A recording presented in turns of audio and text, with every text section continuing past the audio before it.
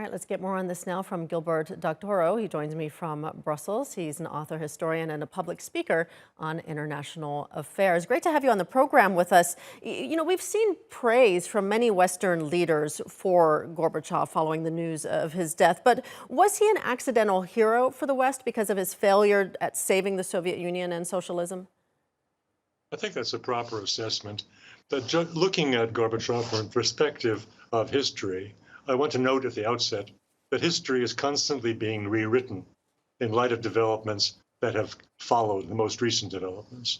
The present developments of the Russian-Ukrainian war put in a new perspective the legacy of Mr. Gorbachev.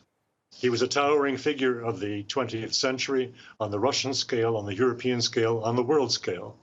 But he was as significant for his failures as he was for his successes. The successes have already been recounted by a reporter. The failures include a man who was remarkable at manipulating the politicians around him and zigzagging from right to left to maintain his own power and to pursue his policy decisions.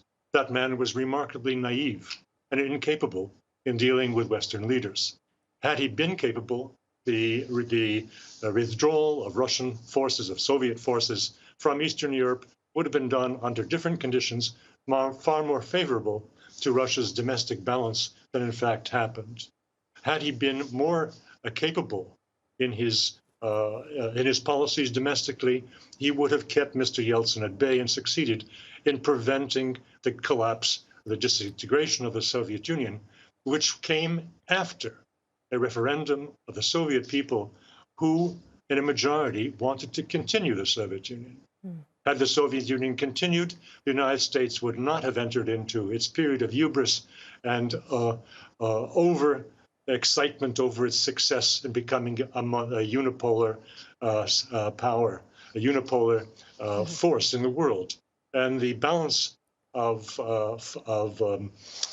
political and military forces in the world would have been kept so that the Soviet Union would not have broken up. We wouldn't have seen these dramatic and catastrophic strife between the different successor nations that we see today. You talked about history being rewritten due to current events. Do you think Putin has destroyed Gorbachev's political legacy?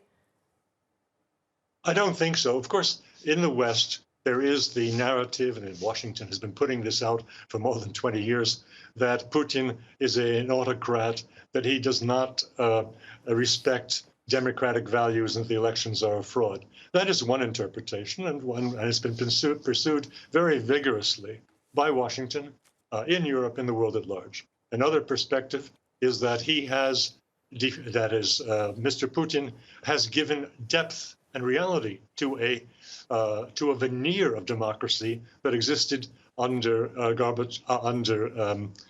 Yeltsin, which was not true. I lived and worked in Russia from 1995 to 2002, and I can tell you that the reality on the ground was anything but a working democracy. It was impoverishment of the people at large. It was abuse of power.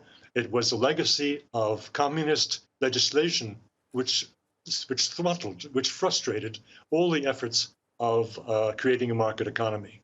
So the Russia of the 1990s that we celebrate when we criticize Mr. Putin is not what it was cracked up to be. Okay, well, I really appreciate your insight and assessment. Gilbert Doctorow, thank you.